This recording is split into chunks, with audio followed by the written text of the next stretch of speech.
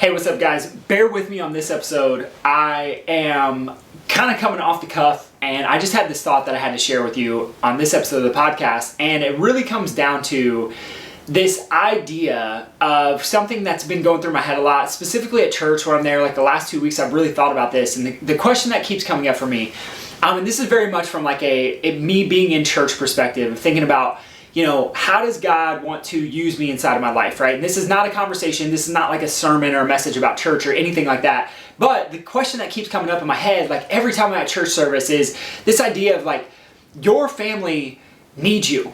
And like, what do they need me for?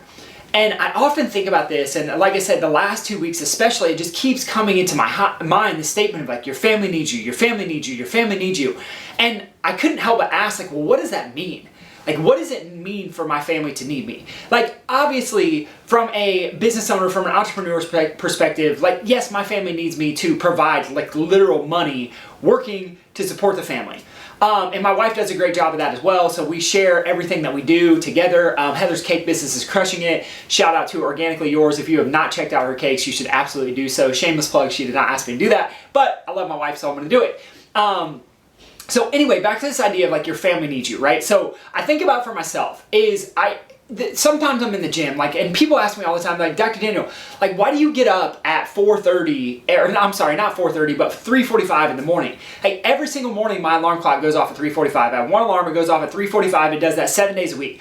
The question is why? And it's because my family needs me. So what does that mean? Like, from that perspective, there's a couple of things. The reason I get up at 3:45, the reason I value it so much is because I see that if I'm not there for my family, like I love waking up my daughter. I love not taking time out of the middle of my day to be able to go surfing and like neglect time with my family. So if I am there and I'm present and I show up, like my family needs me to be there. And especially for Coco, I think about this idea of like, I need to show her what a man shows up like how a dad is supposed to be there, how a supporter and how a provider is supposed to be there. And I know there's different versions of this. I'm telling you my version, but I'm gonna share with you a bigger picture and a bigger concept of this construct that I've kind of been thinking about in the context of church. So that's one way that my family needs me. Then at 3:45, I do my Bible study, I do my thing, and then I go in the gym and I work out, and by 4:15 every morning I'm working out, like literally throwing around weights, getting sweaty, pushing myself super hard, and most people are still snoozing, like haven't even thought about getting up yet, right? Another 2 hours until the alarm clock goes off. So my family needs me. Why do they need me? They need me to be fit. They need me to be active. They need me to be strong.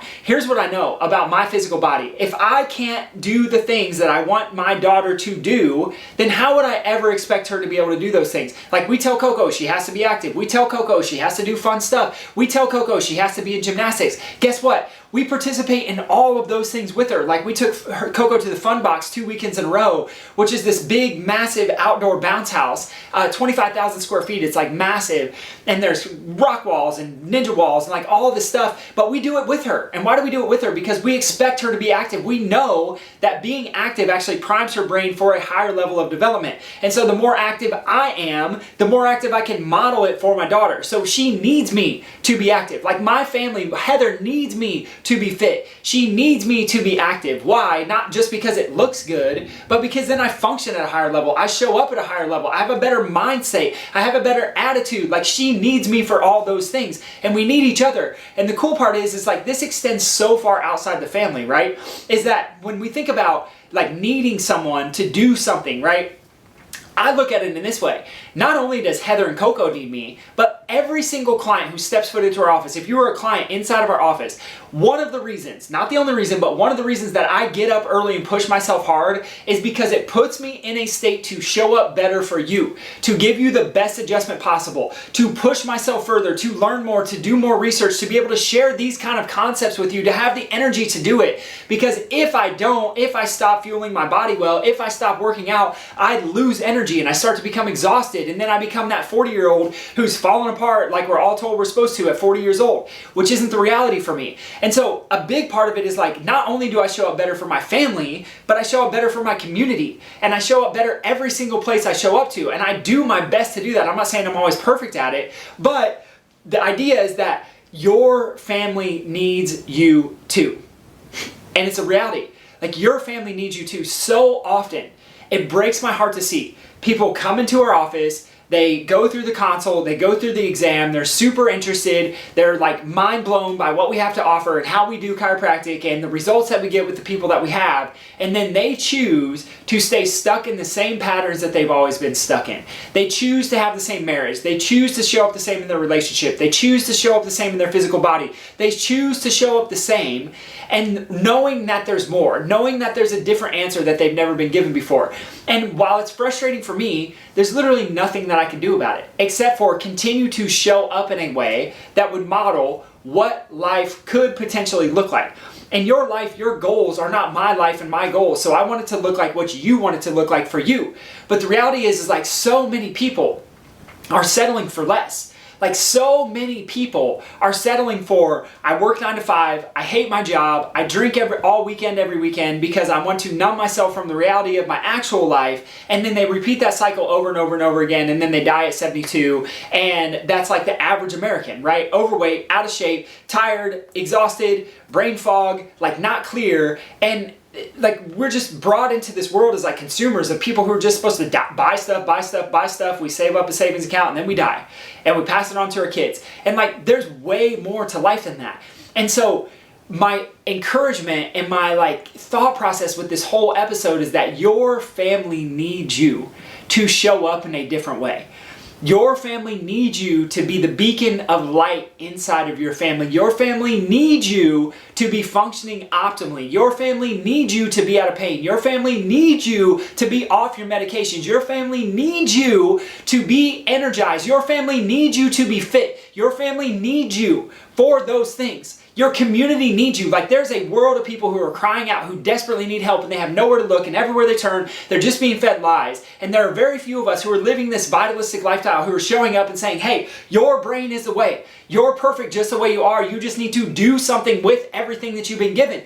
And the most important thing that you could do with what you've been given is get adjusted. Like have chiropractic care. Why am I so passionate about this? Because we know that if you are going to be more as a human being, if you're going to provide value to this world, if you're going to change people's lives, if you're going to change your family members' lives, it comes down to one thing and one thing only, is you have to have a set of skills.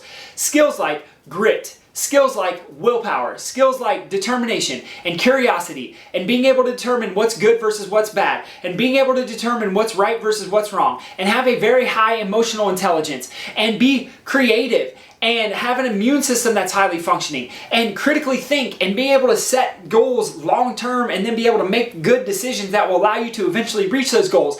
These are all things that are the frontal cortex skills of your brain. These are all things that are housed in the frontal cortex of your brain. And what we know through all of the neuroscience is that every time we do a chiropractic adjustment to the joints of your spine, we are literally putting an effect on that frontal cortex of the brain. And when we get the effect on the frontal cortex of the brain, this is why we see moms who feel less stressed out, why we see dads who start showing up differently in their kids' lives, why we see relationships restored, why we see cancers go away, why we see relationships and emotional intelligence improve, and we see temper tantrums go away. And like all the things that we see inside of our office are a result of one thing and one thing only. It's the gift that's been given to you by God, which is a frontal cortex of your brain. We're one of the only mammals that has a frontal cortex. And our frontal cortex is what makes us human. It's what sets us apart from every single other mammal. And so taking care of it is, in my opinion, like the most important thing that you could possibly do for your health, for your well-being, for your family, for your community. Because we know frontal cortex modulates the pain signals. We know frontal cortex is responsible for mood. We know frontal cortex is responsible for your personality traits. And those can all be influenced through a set of skills, through a set of things that you can do. And so my question is like, what are you doing to strengthen your frontal cortex of your brain? Number one thing you can do, chiropractic care.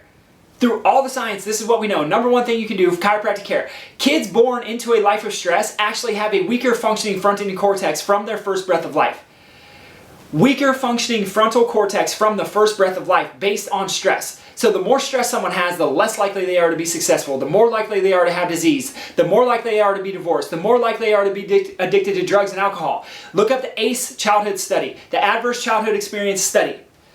And it lays this out in clear detail. So this is why I get so passionate about it, is because your kids need you to show up differently. Because when you show up differently, they're going to show up differently. And when they show up differently, they run the world one day and the world actually changes. Like voting a new president in isn't going to change the world. What's going to change your world is having a kid who is connected, having a dad who made the decision to say, you know what, no more. I decided to get myself out of pain. I decided to start being active again. I decided to start modeling it for my kids so my kids have someone to follow. And the following isn't the social media, and the following isn't the news, and the following isn't the president or the person who tells you what to do. The following is the dad in the household or the mom in the household or the siblings. And like when you live this vitalistic lifestyle and you understand that the body is self-healing, the body is self-regulating, the body is self-maintaining, you'll start to make decisions from a different place. This is, I get so fired up about this because I care so much about seeing families thrive, seeing kids thrive, seeing like people make different decisions inside of their lives and show up in different ways that radically will transform. Like, I truly believe from the core of my being that chiropractic care can radically transform the world. If every single had chiropractic care today, every single person had chiropractic care today, we would see a different generation being raised. We would see people with more passion. We would see people with more purpose. We would see people take more risk in a good way. We would see people be more financially fulfilled. We would see people be more spiritually fulfilled. The front part of your brain is responsible for faith, hope, and optimism.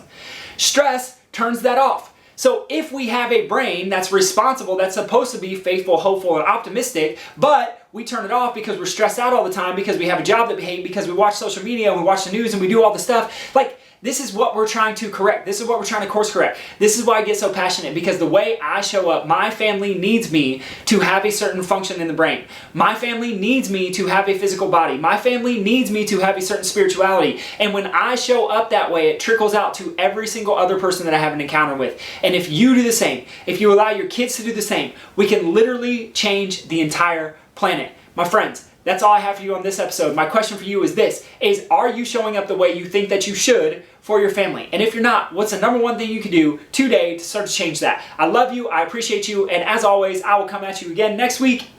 Peace.